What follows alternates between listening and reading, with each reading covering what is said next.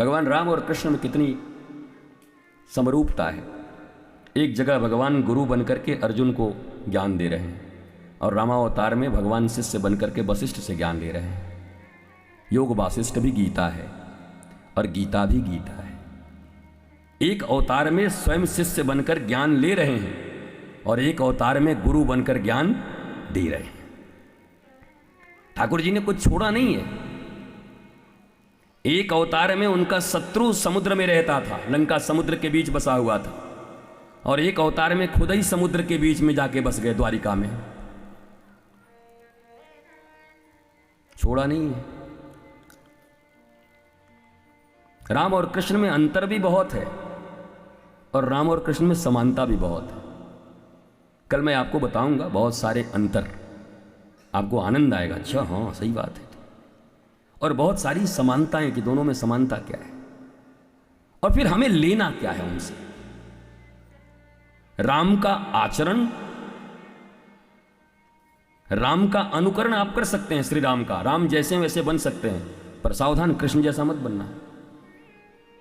कृष्ण की वाणी फलदायक है, क्योंकि कृष्ण की लीला में उतरोगे तो किला ढह जाएगा तुम्हारा।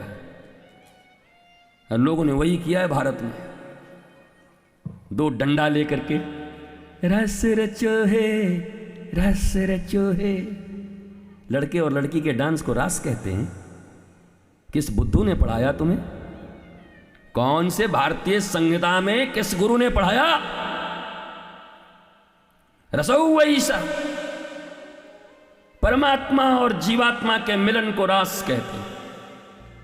जीव और शिव के मिलन को रास कहते हैं। तुम डंडे लेके नाच रहे और कह रहे मैं रास कर रहा हूं।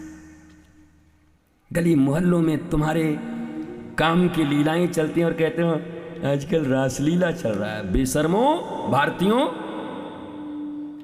काम के ऊपर विजय प्राप्त करने वाले श्री कृष्ण 12 साल के, जिसके लिए उनका नाम दिया गया अच्युत, जो कभी गिरा नहीं। अच्युतम केशवम कृष्ण दामोदरम।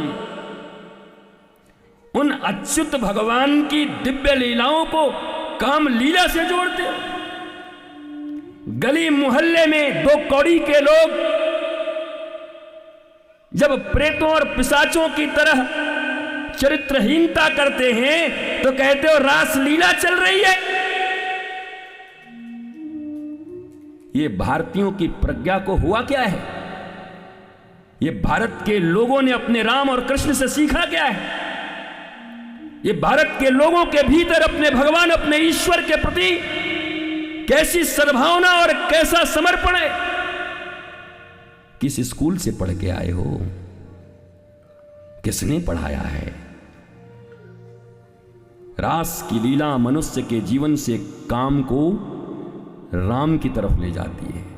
काम मिटता नहीं है। जिंदगी में काम मिटाने का भी प्रयत्न मत करना, नहीं तो तुम मिट जाओगे, काम नहीं मिटेगा।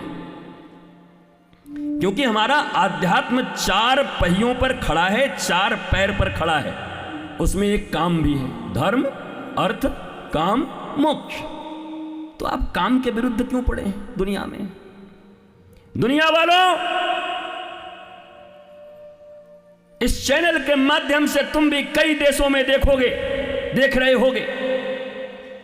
काम को मिटाने का प्रयत्न मत करो।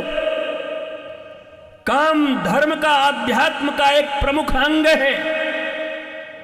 4 पैरों से एक पैर निकल जाए तो बैलेंस खराब हो जाएगा, कुर्सी गिर जाएगी तुम्हारी जिंदगी की। धर्म, अर्थ, काम, मोक्ष, ये 4 चीजें जिंदगी के लिए नितांत आवश्यक है।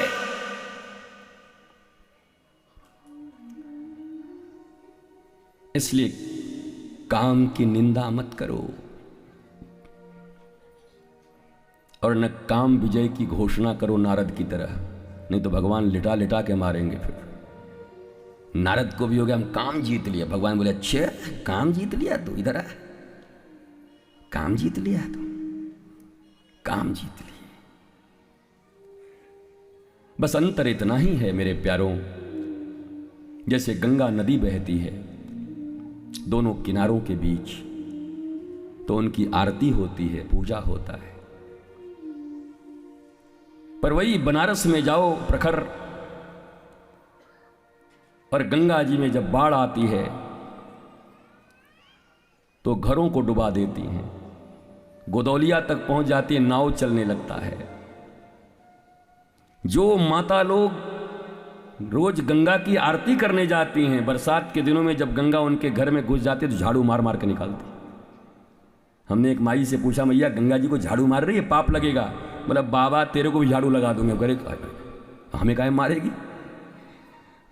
बोले बाबा बन के आवेगो तो पूजा करूंगी, अब बाबा गिरी करने आवे तो झाड़ू लगा दूंगी। हम क्या बात ठीक कर रही, तू तो बहुत बढ़िया बात बोल रही है। बोला जब ये गंगा अपने किनारों में मर्यादाओं में बहती है तो मोक्षदायिनी है, पूजा करने के योग्य है, पर गंगा भी जब मर्यादा तोड़ती है तो झाड़ू मार दिया जाता है। ऐसे ही धर्म और मोक्ष के किनारे में अगर अर्थ और काम की नदी बहे तो तुम्हारी पूजा होगी इस दुनिया में, पर अगर अर्थ और काम धर्म और मोक्ष के मर्यादा को तोड़ दे तो झाड़ू जैसे गंगा को लगती है वैसे तुम्हारी जिंदगी को भी झाड़ू लगेगी और तुम्हारा जिंदगी भी दो कौड़ी का हो जाएगी। इसलिए मर्यादा में बहना है, इतना ही अर्थ है इसका। काम भी चाहिए, अर्थ भी चाहिए, पैसा भी चाहिए, और सृष्टि के लिए ये जो सृष्टि बनाई गई है मनु शत्रुपा के माध्यम से, मैथुनी सृष्टि, तो कामनाएं भी जरूरी है, पर इन दोनों को नियंत्रित करने के लिए, मर्यादा में लाने के लिए एक तरफ धर्म और एक तरफ मोक्ष। धर्म और मोक्ष को समझे बिना काम और अर्थ तुम्हारी जिंदगी को बर्बाद कर देंगे, रुला देंगे तुमको। जगत पूज्य नहीं बनोगे, जगत में चारों तरफ लात खाने की स्थिति बन जाएगी, अनादर होगा। और यही दो चीजें अगर मर्यादा में रहें तो पूज्य बन जाओगे। मैंने उस मैया से कहा, मैया तेने तो बहुत बढ़िया बात कहो और तू ठीक कह रही है।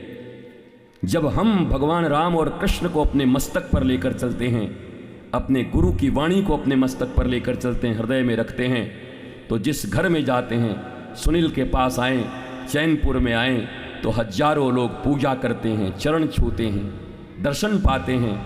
पर जैसे ही मस्तक से राम और कृष्ण को हटा दूं, अपने गुरु की वाणी, शास्त्र और धर्म हटा दूं, तो ठीक उसी प्रकार जैसे सरस्वती पूजा, दुर्गा पूजा, गणेश पूजा होती है और विसर्जन के दिन ट्रक को रथ बनाया जाता है, विसर्जन करने के लिए ले जाया जाता है, हजारों लाखों की भीड़ साथ में जाती है।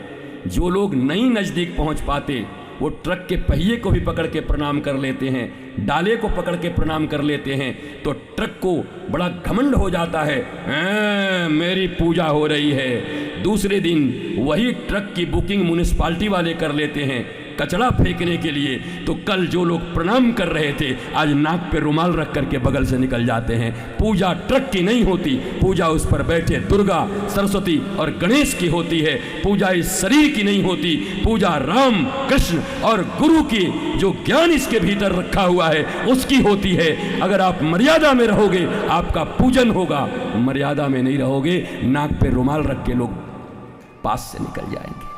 यही जिंदगी है, इतनी सी जिंदगी है।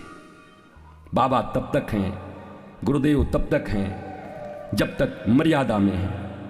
तुम्हें आनंद है, मर्यादा विहीन मैं भी हो जाऊं तो हमारी पूजा नहीं होगी, बल्कि आप जानते ही हो क्या होता है लोगों के साथ। हमारा भी वही होगा, आपका भी वही होगा। इसलिए मर्यादा जरूरी है।